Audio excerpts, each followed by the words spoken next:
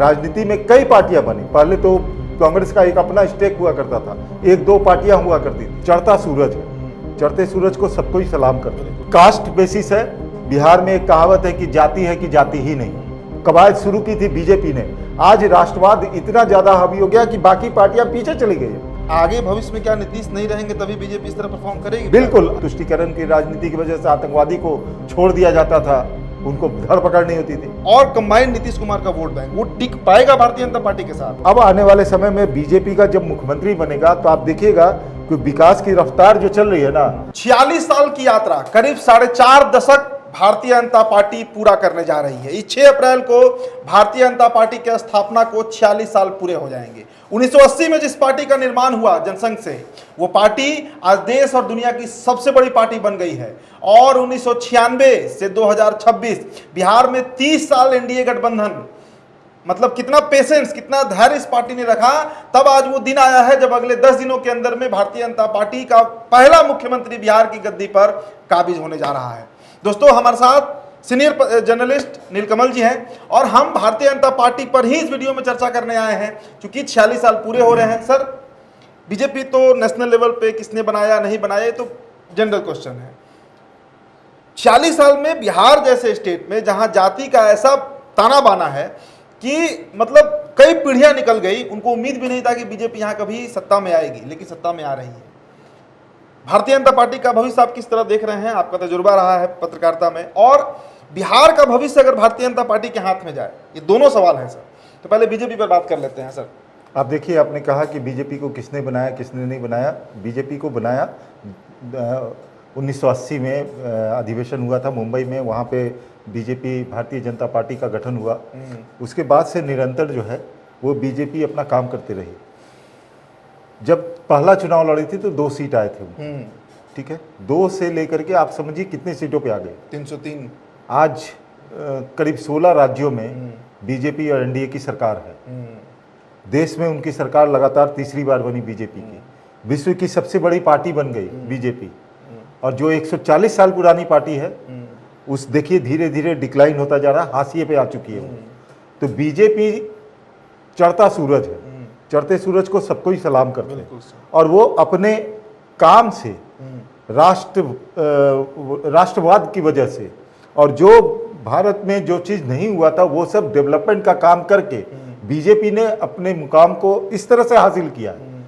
ऐसा नहीं कि पार्टी हमारा नहीं है। अभी तो देखिए अभी आप जनरल लोग जो है, दर्शक ये समझे कि आप देखिए कि आज से 20 साल पहले बात कीजिए, 20 साल पहले इतना कंपटीशन नहीं था, लोग इतने ज़्यादा एजुकेटेड नहीं थे, तो कंपटीशन बहुत कम था, तो लोग को सरकारी नौकरी लग जाती थी। ये अब देखिए एजुकेशन जैसे जैसे बढ़ा, जैसे जैसे डिजिटलाइजेशन होता गया, कंपटीशन टफ होता चला गया। उसी तरह से राजनीति में भी है।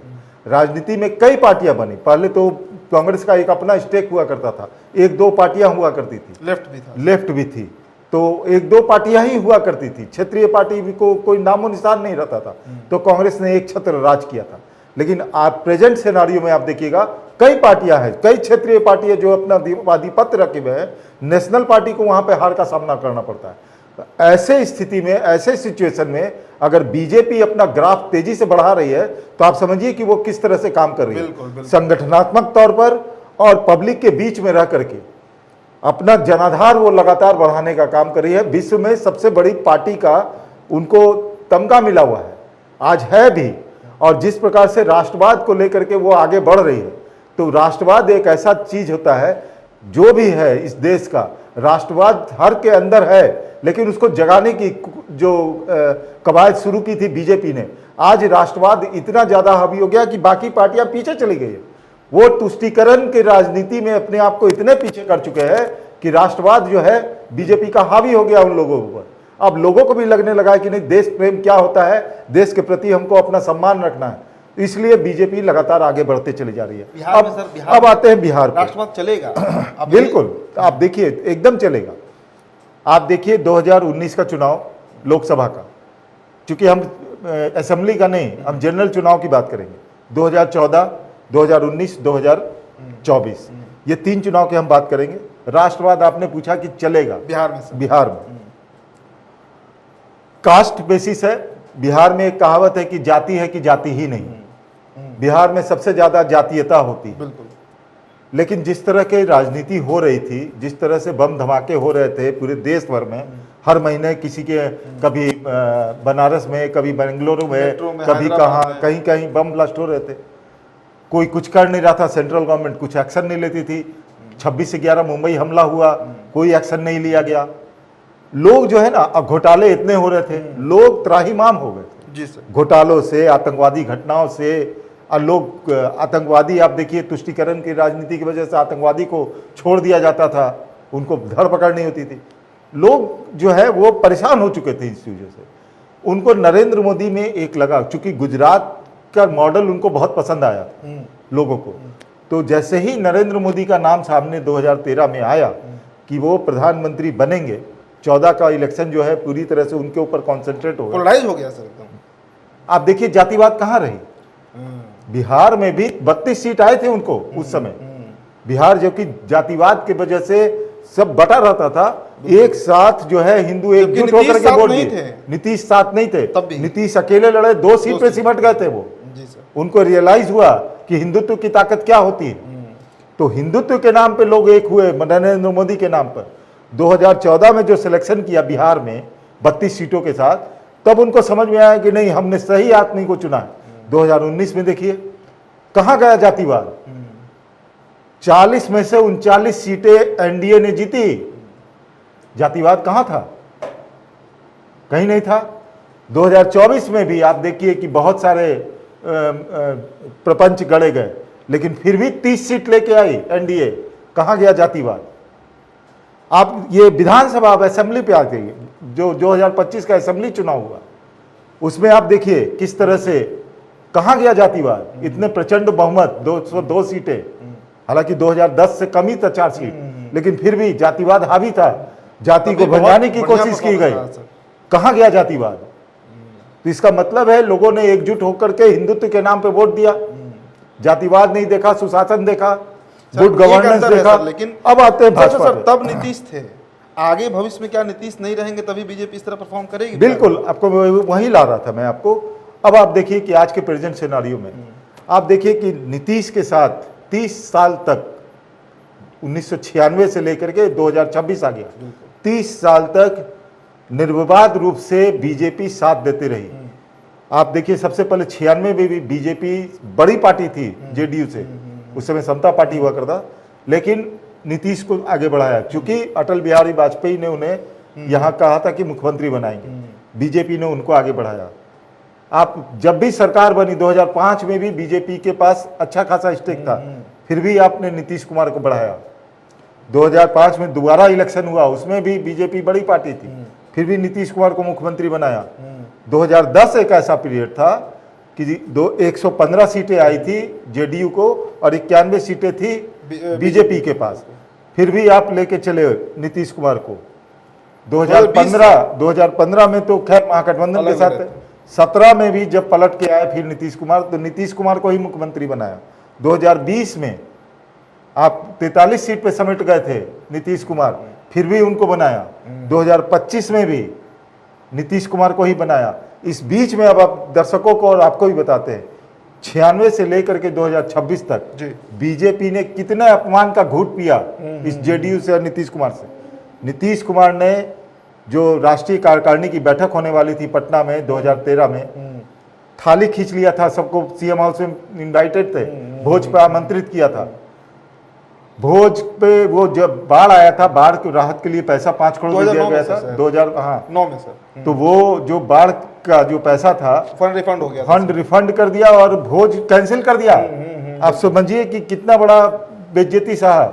लेकिन फिर भी बीजेपी ने नीतीश के खिलाफ ना बोलने का काम किया, फौरी तौर पे जो हुआ, लेकिन उनके खिलाफ कभी भी नहीं लगे कि नीतीश कुमार को हमको ये कर देना, साइड करना है। बिल्कुल। उसके बाद आप देखिए कि 14 में चुनाव लड़े अकेले, बीजेपी के अगेंस्ट लड़े। उस वक्त भी नीतीश के पॉलिटिकल देखिए वर्डिक्ट अलग होता है, एक उनको टारगेट करके करना अलग होता है।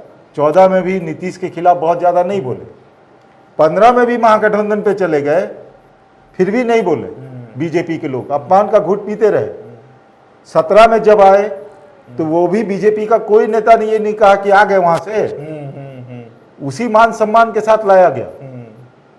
ठीक है, तो ये मान सम्मान देता रहा बीजेपी। बीजेपी अपमान का घूंट पीते रही, लेकिन गठबंधन नहीं तोड़ा। जितने बार गठबंधन को तोड़ा वो नीतीश कुमार के जेडीयू ने ही तोड़ा। अब बीजेपी ने कभी अपने आप को गठबंधन से अब से नीतीश जा चुके हैं। अब नीतीश जा चुके हैं, इसके बारे में बता रहा हूं। बीजेपी ये पेशेंस क्यों रखी हुई थी? क्योंकि बीजेपी को लग रहा था कि नीतीश कुमार का जो ऑरा है, ठीक है, विकास पुरुष है, विजन उनका अच्छा है। बीजेपी का सिंगल मोटो है कि विकास कैसे हो, विकास पे ज्यादा फोकस करती है। जब तक नीतीश कुमार सही ढंग से चल रहे थे, बीजेपी उनका साथ देते रही, पेशेंस रखे रही। बीजेपी का अब मोटो यह है कि अब जो यहां पर बनेंगे, बीजेपी का मुख्यमंत्री बनेगा, वो है कि आगामी 20 साल तक बीजेपी का मुख्यमंत्री बना रहे। वो पूरा जो उनका है रोड मैप जो है, ब्लूप्रिंट जो है, वो तैयार हो चुका है। जैसे ही यहां बीजेपी का मुख्यमंत्री बनेगा, किस तर्ज पे काम करना है, कैसे हमको बिहार को आगे बढ़ाना है। आप देखिए कि 2025 के चुनाव प्रचार के दौरान प्रधानमंत्री नरेंद्र मोदी, गृह मंत्री अमित शाह, जितने भी बड़े नेता आए, सब ने बड़े बड़े वादे किए हैं। इंडस्ट्रियलाइजेशन होगा, सेमीकंडक्टर का ये फैक्ट्री लगाया जाएगा, डेटा सेंटर बनेगा सबसे बड़ा भारत का, और इसके बाद यहाँ पे ये आपका और भी चीजें बनेगी। AI पर भी बात होती है। AI भी, हाँ, AI का भी यहाँ पे यह हब बनेगा। तो ये सब चीजें जो है ये करना है। तो इसके लिए सेंट्रल से पैसा आएगा, सेंट्रल से पैसा आएगा, सेंट्रल ही इसमें इनिशिएटिव लेगी। तो ये एक जो ब्लूप्रिंट बना के रखा हुआ था, उन लोग बना के रखा हुआ। बीजेपी का मुख्यमंत्री बनेगा तो वो अगला 20 साल का टारगेट लेके चल रहा है, और नीतीश कुमार को भली भांति मालूम है। सवाल हमारा ये है सर कि नीतीश के एब्सेंस में जो पोस्ट नीतीश एरा होगा, जिसमें सिर्फ बीजेपी ही लीड करेगी, जदयू एक सिंबॉलिक रहेगी या हो सकता है रहे भी ना रहे, जो हो, उस परिस्थिति में सर आपको क्या लगता है कि बीजेपी का जो वोट बैंक है और कंबाइंड नीतीश कुमार का वोट बैंक, वो टिक पाएगा भारतीय जनता पार्टी के साथ? बिल्कुल टिकेगा। देखिए, आप नीतीश कुमार को आपने कभी भी भला बुरा नहीं कहा, हमेशा उनका भला ही करते रहे, कभी बुरा नहीं चाहा। तो ये चीज उनके वोटर समझ रहे हैं, और विधायक भी सम्मान कर रहे हैं सर। तो ये कर रहे हैं। नीतीश कुमार को भी ये मालूम था कि अब हम हैंड ओवर करना है बीजेपी को, क्योंकि 20 साल एक लंबा वक्त होता है। तो 20 साल के बाद वो हैंड ओवर बीजेपी को कर रहे हैं, क्योंकि स्टेक दोनों का है ना, तो वो अपना हैंड ओवर कर रहे हैं। अब टिक पाएगा कि नहीं टिक पाएगा, उस सवाल पे आते हैं। तो टिकेगा इसलिए कि अभी जेडीयू और बीजेपी साथ में होंगे, ठीक है, तो उनका वोटर निश्चित तौर पर आपके एनडीए के साथ जाएगा। अब यहाँ है कि मुख्यमंत्री कौन बनेगा। अब आपको देखिए, एक हालांकि ये एक अनुमान है कि हो सकता है कि अगर सम्राट चौधरी को बनाया जाए तो जेडीयू के वोटर को ये लगे कि वो उन्होंने जो पगड़ी बांधी थी, जिस प्रकार से नीतीश के बारे में बोला था, हो सकता है कि उसमें जो है जेडीयू का वोटर टर्न अप ना हो, ये हो सकता है। तो ऐसे जो दोनों का चलता रहेगा, निशांत को ले आए हैं आगे। अब आप आगे वाले समय में आप देखिएगा कि 20 साल का जो टारगेट बीजेपी लेके चल रही है, तो निशांत बिहार की राजनीति तो करेंगे ही आने वाले 4-5 साल, लेकिन इनको सेंट्रल जो है वो अपने साथ सेंट्रल की राजनीति में ले जाएगी, वहां से उनको रिफाइन करेगी, तब बिहार भेजेगी। आने वाला 20 साल जो है वो बीजेपी का होगा। उसके बाद जो है उनको तैयार करके, निशांत को अभी 45 साल की उम्र है उसकी, निशांत को तैयार करके यहां भेजेगी। उसके बाद जेडीयू का फिर से शासन आएगा, यानी 20 साल।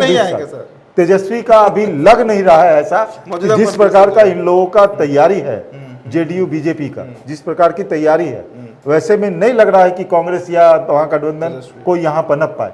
क्योंकि 20 साल और अगला 20 साल निशांत को, तो निशांत अगर 45 के है अभी, तो 20 साल के बाद 65, तो ठीक है, 65 के बाद 10 साल चलेंगे वो, तो यानी आने वाले 30 साल का खाका खींचा जा चुका है। जिस प्रकार से सेंट्रल गवर्नमेंट में बीजेपी की सरकार 2047 तक टिकी रहे, उसके लिए पूरी प्लानिंग कर ली गई है 2050-55 तक के लिए। उसी तरह से बिहार में भी उस तरह का ब्लूप्रिंट तैयार कर लिया गया कि कहाँ पे हमको लेके चलना है, और कौन तबका अभी तक नीचे छूटा हुआ है उसको हम कैसे बूस्टअप करेंगे, तो वो तबका हमारे साथ जुड़ेगा। तो अब आने वाले समय में बीजेपी का जब मुख्यमंत्री बनेगा, तो आप देखिएगा कि विकास की रफ्तार जो चल रही है ना, वो ड्रामेटिकली और तेजी दिखेगी आपको, क्योंकि सेंट्रल से बहुत पैसा मिलेगा बिहार को। बिल्कुल। और उसमें जोर जबरदस्ती करके इंडस्ट्री को बैठाया जाएगा, उनको बहुत सारी छूटें दी जाएंगी। सुनने में जो सूत्र बता रहे हैं कि अगर इंडस्ट्री यहाँ सेटअप करता है, कोई बड़ा इंडस्ट्री सेटअप करता है, यहाँ लाता है बिहार में, तो उसको 3 साल का इनकम टैक्स का एग्जम्पशन मिलेगा। यानी आप बिहार से कमाइए, आप पैसा मत दीजिए, सेंट्रल गवर्नमेंट को इनकम टैक्स पे मत कीजिए 3 साल तक, समझे ना। तो ये सब चीज़ें हैं। तो इन चीज़ों को देखते हुए तो बिहार में अब इस तरह की सरकार चलेगी। और जहाँ तक ये जेडीयू के वोटर की बात है, वो भी टर्न अप होंगे। तो अब ये देखना है कि बीजेपी किसे मुख्यमंत्री बनाती है, उस पर बहुत उसके ऊपर बहुत सारा चीज है। चलिए तो भारतीय जनता पार्टी का भविष्य अगले 20 सालों में क्या होगा, चूंकि जैसा बता रहे हैं। अच्छा, एक चीज और बताते हैं, एक चीज यहाँ बिहार से ही जुड़ गए। 46 साल की बीजेपी हो गई, 6 तारीख को 46 साल के हो जाएंगे। और इसका राष्ट्रीय अध्यक्ष 45 साल का है। हाँ, बिल्कुल। नितिन नवीन 45 साल बिहार का से ही है, अब बिहार से ही है, पटना से ही है।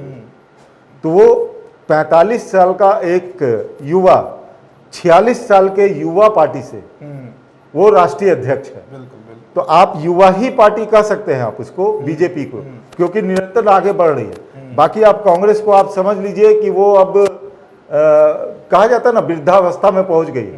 तो वृद्धावस्था के बाद कौन सा अवस्था आता है, वो दर्शकों को समझाने की जरूरत नहीं है। बिल्कुल। और जो नई पार्टियां, जो आजकल के जो चमक दमक वाली पार्टियां थी, जैसे वीआईपी, वो देखिए कहाँ चली गई। आरजेडी युवा वर्ग के हाथ में है, लेकिन वो देखिए युवा जो है तड़क भड़क में रह गए, पार्टी को नहीं बढ़ा पा रहे हैं। आने वाले हो सकता है कि समय में बढ़ाए तेजस्वी यादव अपनी पार्टी को, लेकिन एक युवा पार्टी को युवा नेतृत्व दे करके भाजपा ने अपने आप को और बड़ा किया है। तो निश्चित तौर पे अभी जो विश्व की सबसे बड़ी पार्टी बनी हुई है, संगठनात्मक तौर पे बीजेपी और ज़्यादा मजबूत होगी, न सिर्फ बिहार में बल्कि देश स्तर पे। तो निश्चित तौर पे जो उन्होंने ब्लूप्रिंट खींचा है, तो बीजेपी ना बिहार से ना केंद्र से, ऐसा लगता है कि अगले 25-30 साल तक इन्हें हिलाने वाला कोई नहीं। चलिए, युवा पार्टी, युवा राष्ट्रीय अध्यक्ष, और चर्चा भी हम युवाओं पर ही कर रहे थे। दोस्तों, इस विश्लेषण पर आपका जो प्रतिक्रिया होगा हमारे कमेंट बॉक्स में छोड़ते जाइएगा। फिलहाल इस चर्चा में इतना ही। मेरा नाम उदीप तारण है, हमारे साथ नीलकमल जी मौजूद थे। न्यूज़ 11 भारत के डिजिटल प्लेटफॉर्म बिहार पर आप ये वीडियो देख रहे थे। बहुत बहुत शुक्रिया।